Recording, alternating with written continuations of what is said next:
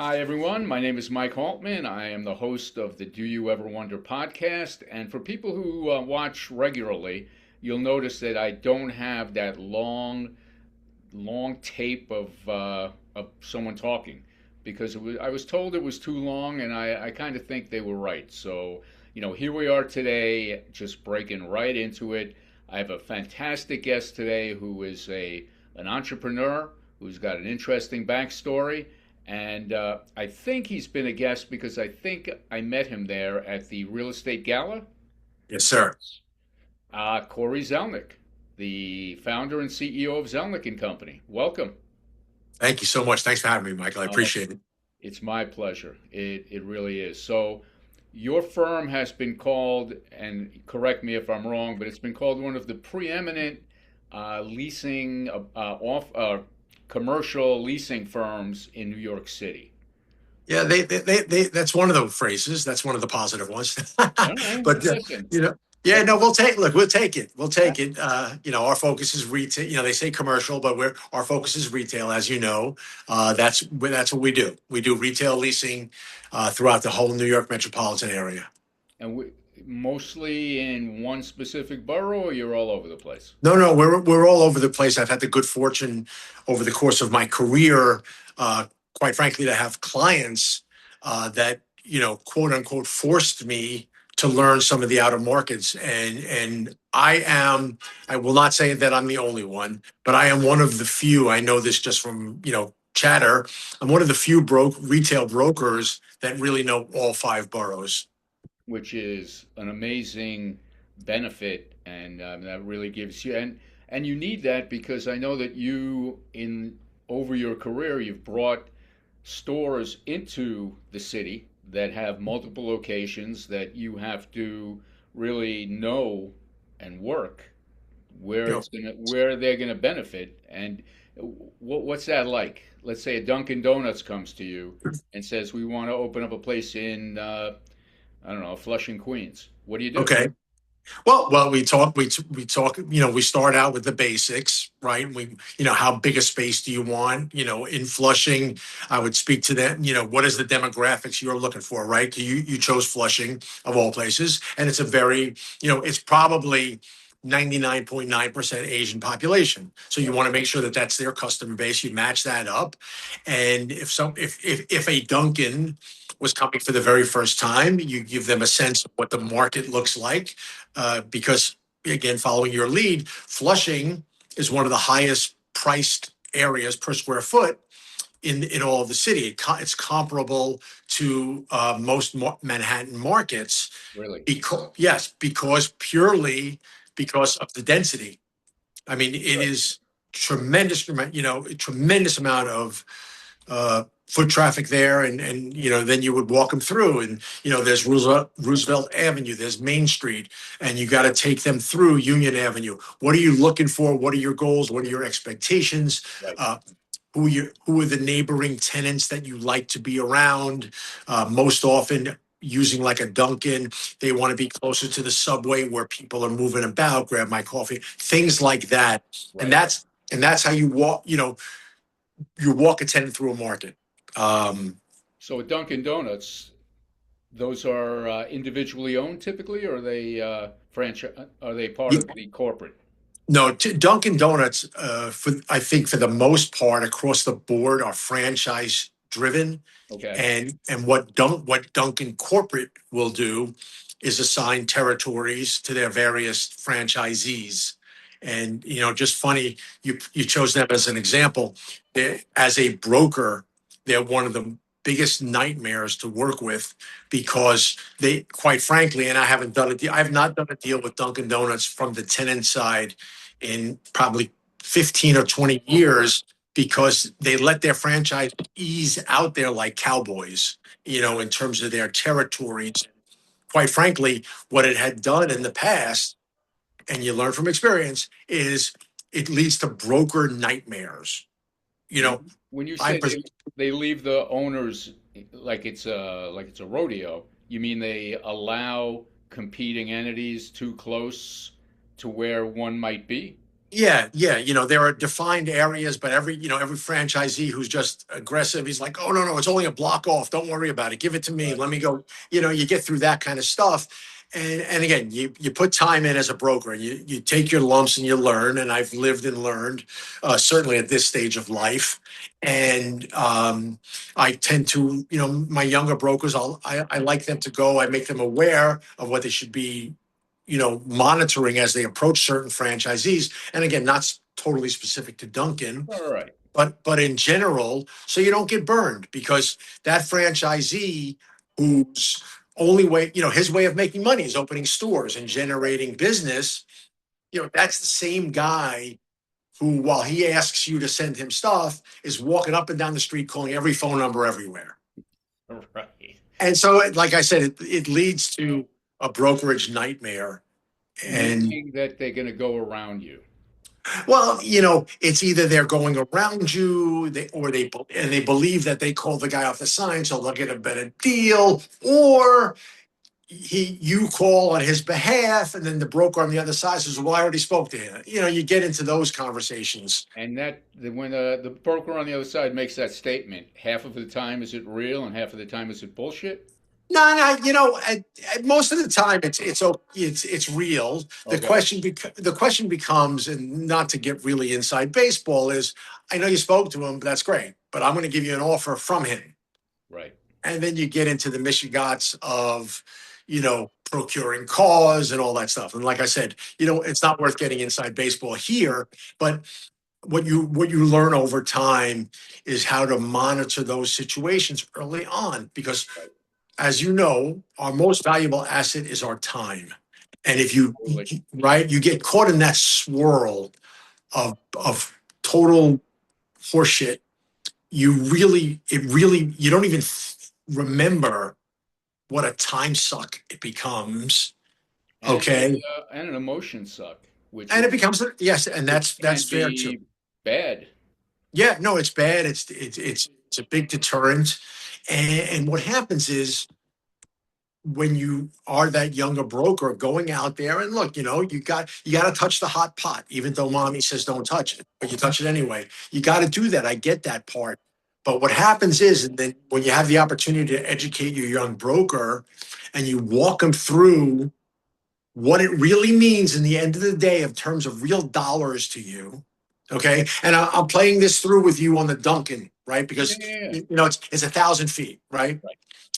So And so you learn, and you educate yourself, and you try to, the young broker who wants to make that deal, right. uh, to understand what it's okay to walk away from, and what it means long term, How much time for 1,000 square feet are you willing to put in? with no true control, right? If I'm the landlord's rep and I control the space, I'm going to do my job. Right. If I am truly the tenant rep and I have it in writing and I'm their broker, then I'm going to do it. But without those things, and to be out there, like I said, with a cowboy franchisee who just needs a location and da da da, da, All right. No, it's hard, but you're right. You do have to learn your lessons and take your lumps. But exactly. from the Dunkin' thing, you're 100% right, because whenever I'm driving around and I pass a Dunkin' and I'm like, oh shit, I wanted coffee, it's like, ah, it's okay. I'll pass another one in Yeah, 2 blocks, and yeah, usually do. yeah, So now yeah. you represent both sides at different times. I've actually, yes, and I've also had the opportunity to work both. Really? Fortunately, I've been doing this a long time, and I think that I've built up, the right reputation, of, honesty and integrity as it relates to any situation. And so, and it doesn't happen, it certainly doesn't happen every day, but on the handful of times where it comes up, where I have landlord and tenants, everybody knows from the beginning, and we proceed. That's interesting, because I actually was going to ask you, and I had written down, if you do represent landlord and tenant, does that represent a conflict of interest? And I guess if everyone is fully disclosed to, Yep. I suppose it doesn't. Yeah, and I've had to, part of, what I've built reputationally, on top of that is the relationships that I've built. And so, where I've only had that situation come about where I have a relationship on both sides. It's Right. not just a one-off situation. I have a landlord I represent, for almost 25 years. I have a tenant I represent for almost 20 years. And it happens that the tenant wants to be in that landlord's property. And so it makes it a little bit easy that everybody understands what's going on. So I'm curious, there are a lot of guys who do what you do. Mhm. And, what is it about you? How do you foster or how have you fostered those relationships with owners, with landlords where they've come to know, like, and trust you?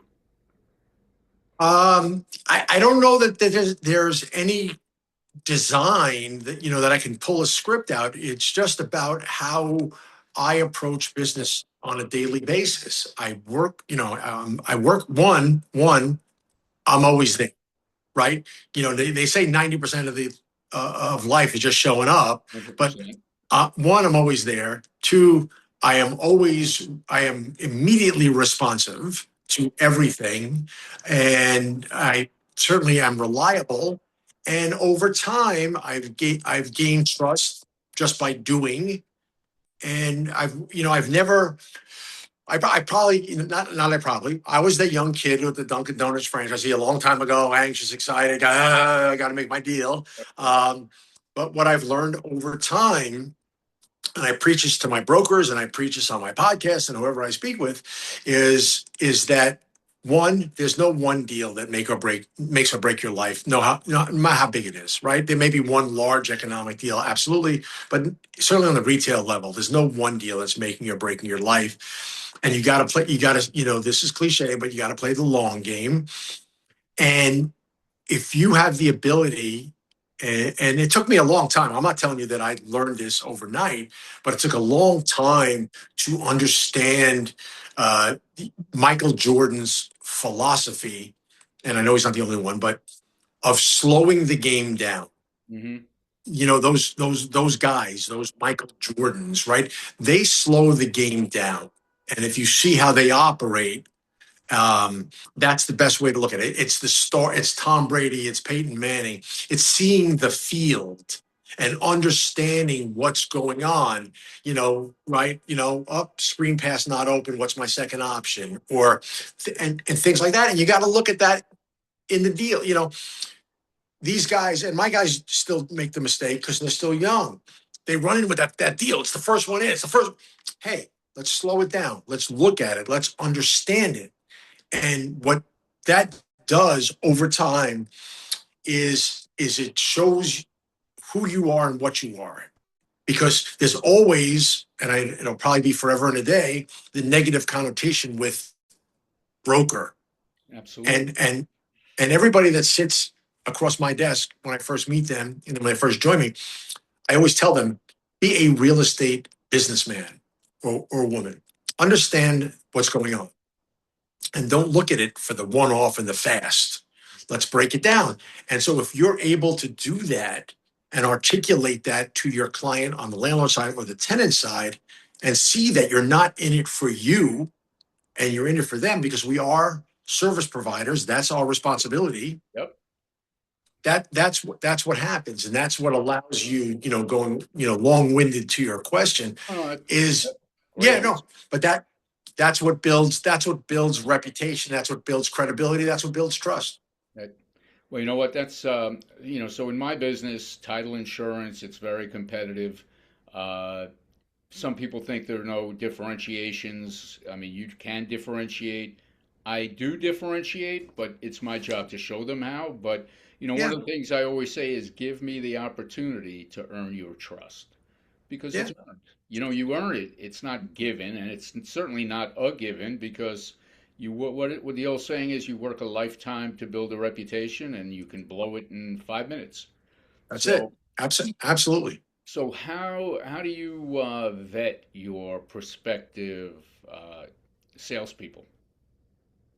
Because it I sounds look. like you're looking for a different type than, say, and I'm not. This is not my opinion, but say a Cushman and Wakefield.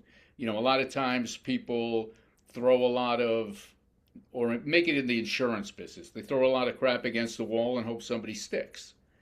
I don't Yeah, know. I mean, well, I would say to you, that like a Cushman, JLL, Newmark, things like that, they're a little bit less like that. Okay. I would say to you, and by the way, I don't care. This is not to be disparaging, but like the Meridian retail guys, the KSR retail guys, they're throwing shit against the wall every day. And God bless them, right? They're not doing anything illegal. That's an approach to the business, Yeah. right? But when I meet a guy, uh, when I meet a potential broker, guy, girl, whatever, and I say to them, there are two things I tell them to do if they're out there trying to figure things out, By the way, right? that was spoken like a true owner when I meet that guy. And then you quickly reverse course and said guy or gal. I like that. All Anyway, right. Trying to say some political correctness. yeah, yeah. Yeah. So I say to them, I say there are two things there are two things I offer up, right? Or three things. The first thing is I can sell them on this business, happy go lucky, thinking they can make $1 million, because literally you can make $1 million in your first week in this business. You could also win the lotto. Okay. Unlikely. So I tell them, and so I don't blow smoke up anybody's ass because I've been burned as a kid in the business. I've been burned, not by anybody, but by the business or maybe outsized expectations without a sense of timing. And so I don't blow smoke up anybody's ass. I say, you're not going to make a nickel for 18 to 24 months. And if you make something, it'll be a nickel. All right. And so, one, go home, talk to your mother, your father, your sister, your brother, your boyfriend, your girlfriend, your husband, your wife, so they understand your economic situation. So everybody's on the same plate. Because I don't want to be here 6 months from now and you're crying. Right. I don't want to, because I won't mislead you. And so I tell them that. And then if they're in the interview process, I said, walk out of here. Go take the interview at Cushman. Go take the interview at KSR. Please, by all means, go see them. And you should talk to this guy or that person or talk to them. Please go and see what it looks like for you. And then come back. And And if it's there, it's there. And if it's not, it's not. so most of the time, do they come back? Yeah, I would say in a handful of times over the years they have come back, and then there's a handful that didn't. Really? So how many guys Yeah, work for you? there are 9 of us at this Okay. point, so we're a good group. Right. And I'm not trying to be 50. Mm-hmm. And I don't want that. Like, a few years back, one of the firms I named previously had offered me to come over and, come run the place. And I'm like, I have no interest. I said, all due respect, thank you so much. I'm really not interested in figuring out what 50 brokers are doing on a daily basis and getting involved with that Michigats. Right. I think I used that twice. And someone described me once, and I love this, and I repeat it all the time. Someone described me as a sniper. Okay. Which I is not an find insult. no. I take it in high regard. And Absolutely. I focus on what I want to do, where I can serve the client best, and I go after it. And that's what I do. I don't look all the way back to throwing shit on the wall. I got rid of that aspect of my business life a long time ago. And so that's why, thankfully, I represent one of the largest landlords in New York City for over 25 years. I represent, you're familiar with Lloyd Goldman, I'm sure. Sure. And I'm doing his retail for 25 years. I have Panda Express. They're one of the biggest QSR chains in the world, and I've been representing them for almost 20 years. Smashburger, when they wanted to come to New York, I did 7 years of work with Smashburger. Lenwich is more local to you, and I'm doing that for 10 years. So they must get hit on a lot. Oh my God, please.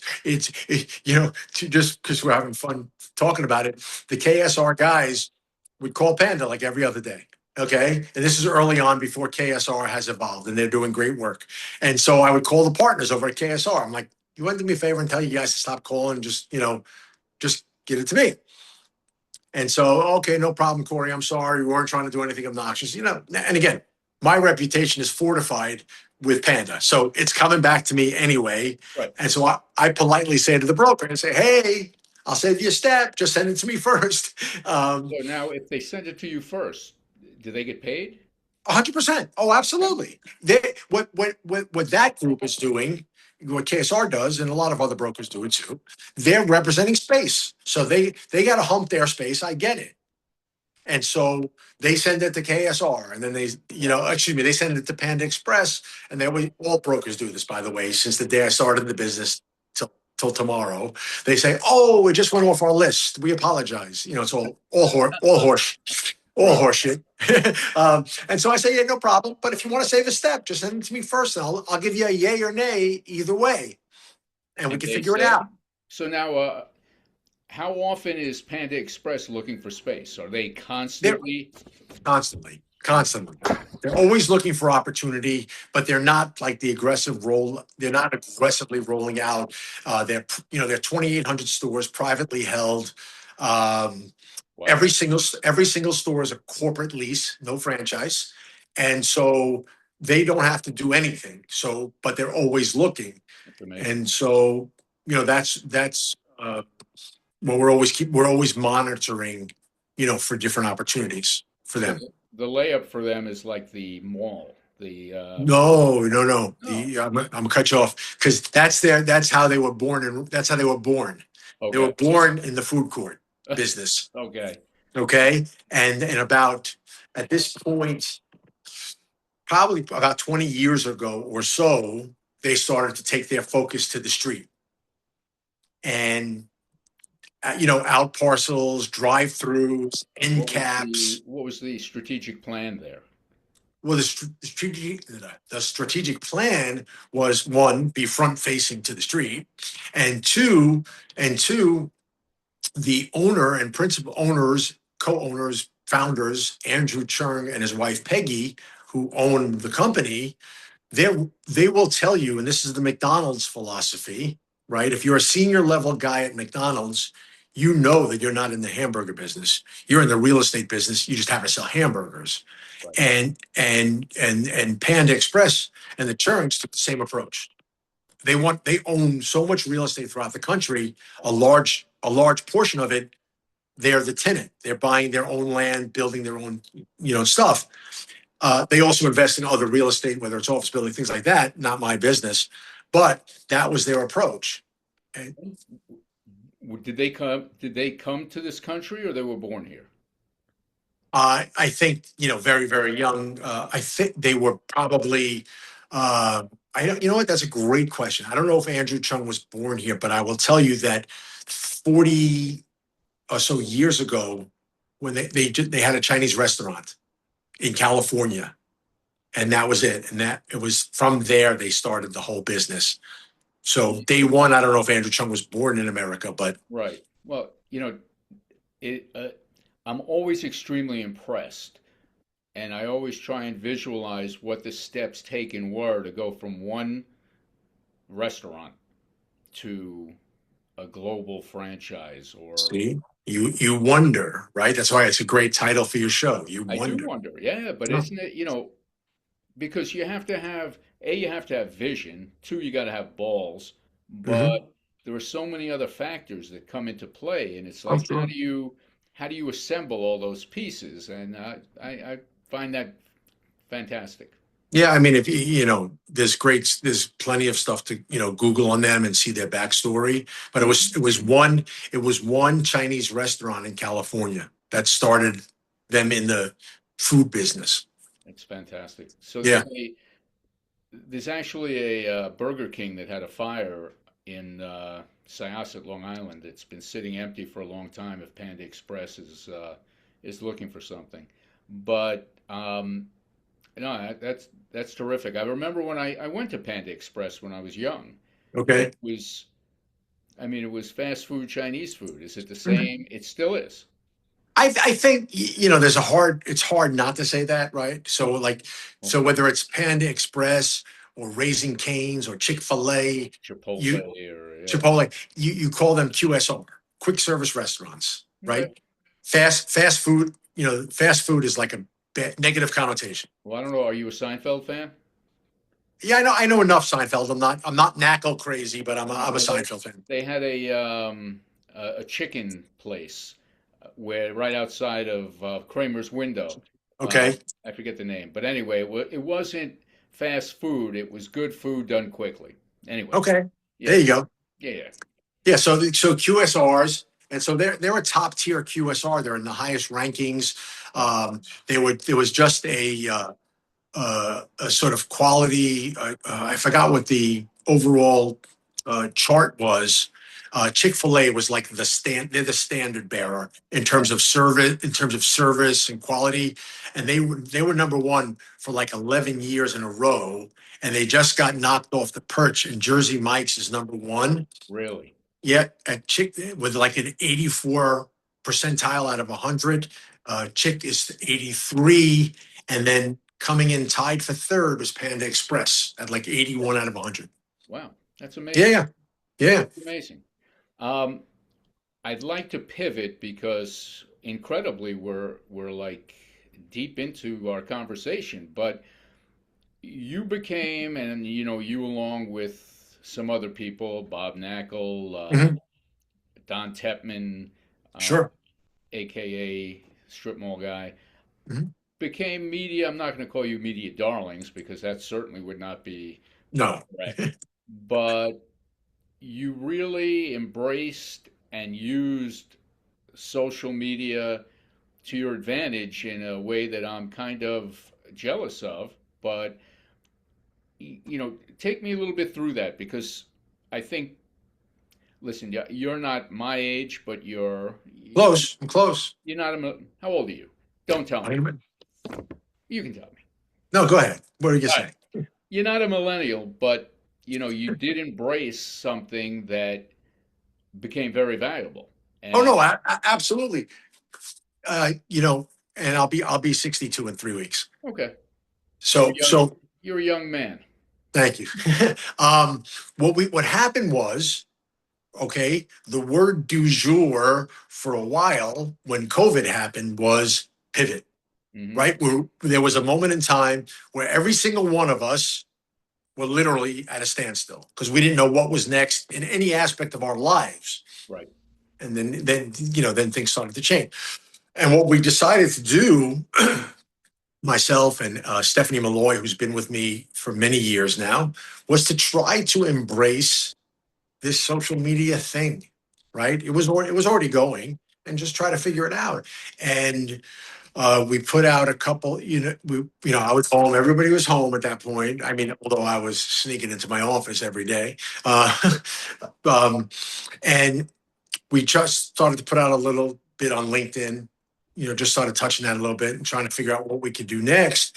And I don't know if you recall, but there was an app that came out called Clubhouse. Do you I, recall that? oh yeah, yeah, yeah. That was where like anyone could go on it and do a podcast. Do a podcast. I basically have a conversation, Yeah. with whoever signed up based on whatever topic you wanted to talk about. Wow, I Right? forgot that name, and I Yeah. guess it's gone now.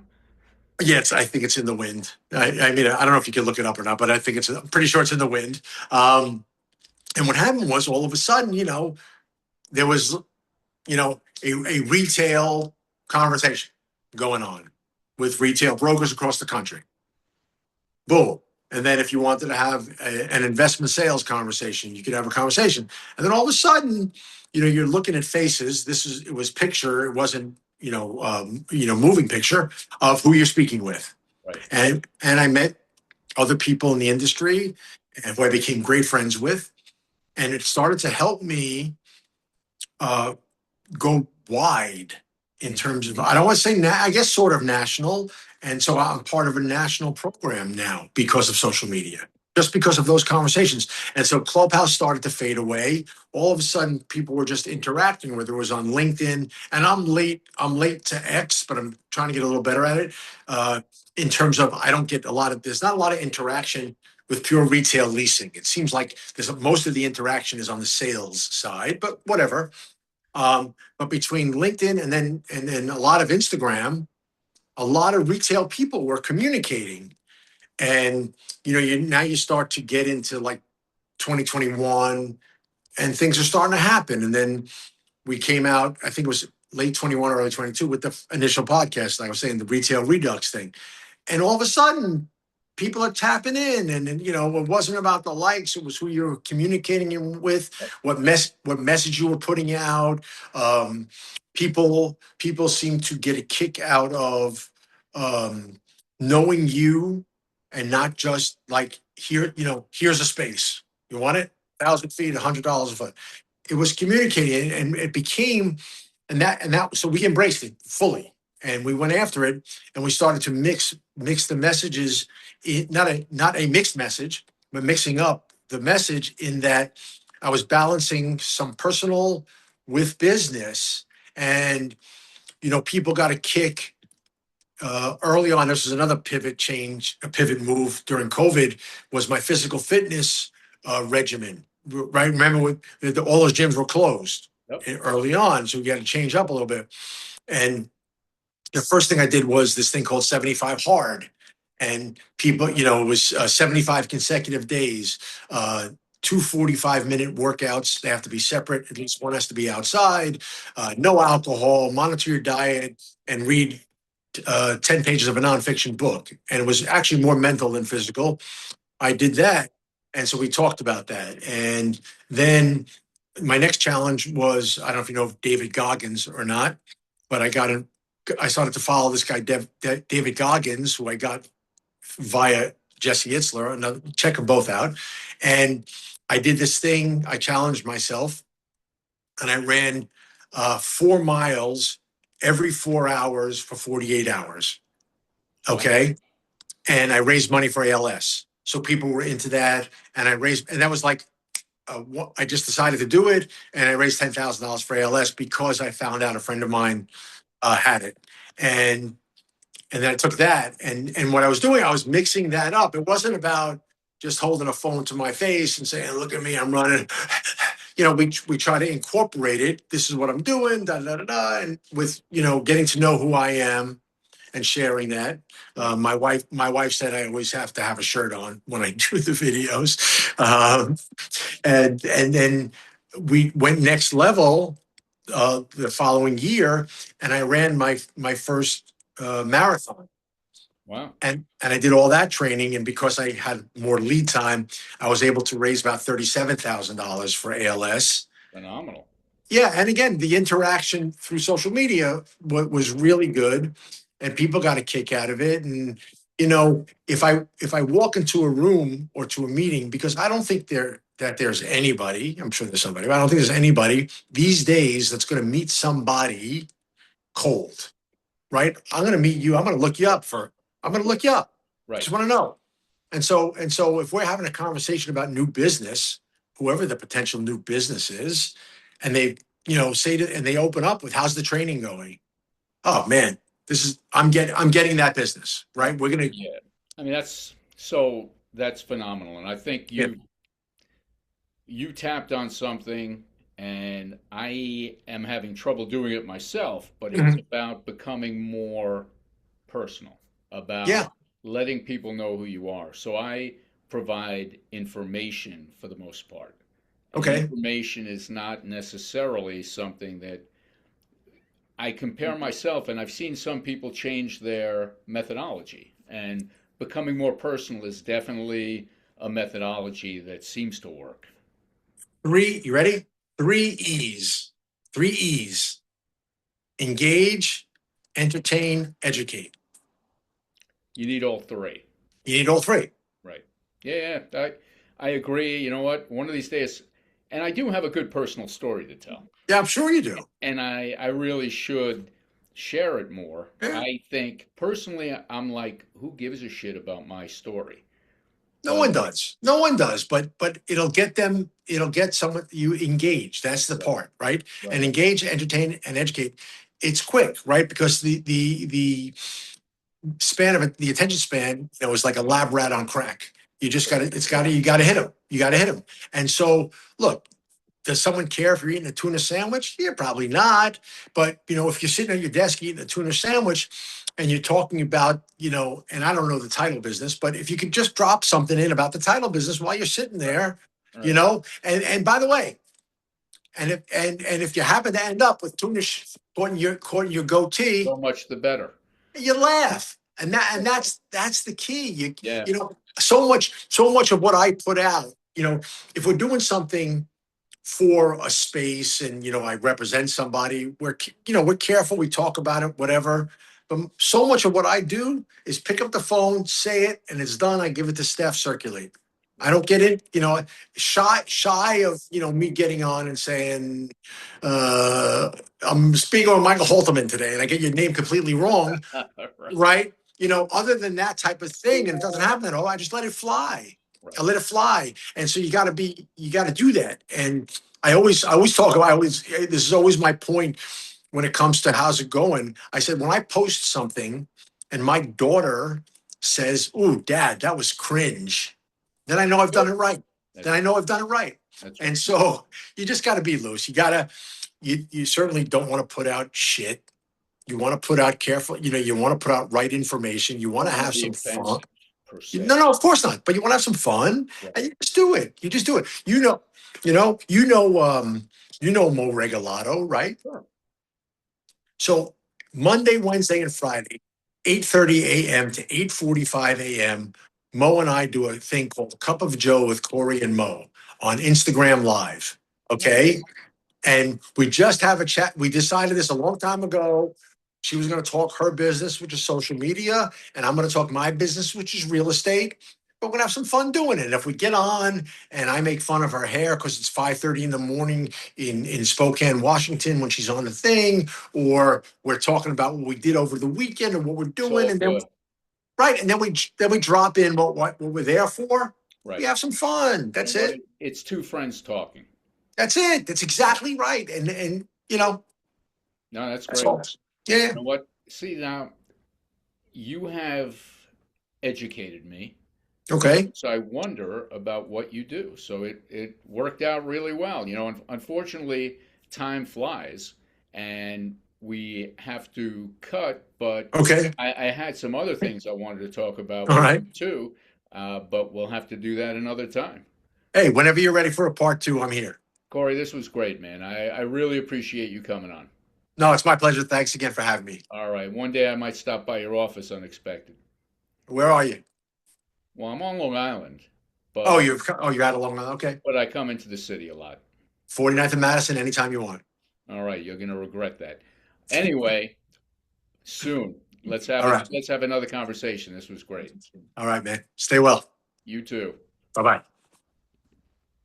Thanks for tuning in. See you next time. That's a wrap for this episode of Do You Ever Wonder? Thanks for listening. If you enjoyed the show, hit that subscribe button, share it with a friend, and drop us a review. We'll be back soon with more insights, experts, and conversations that make you think. See you next time. Do you ever wonder where curiosity meets conversation? Welcome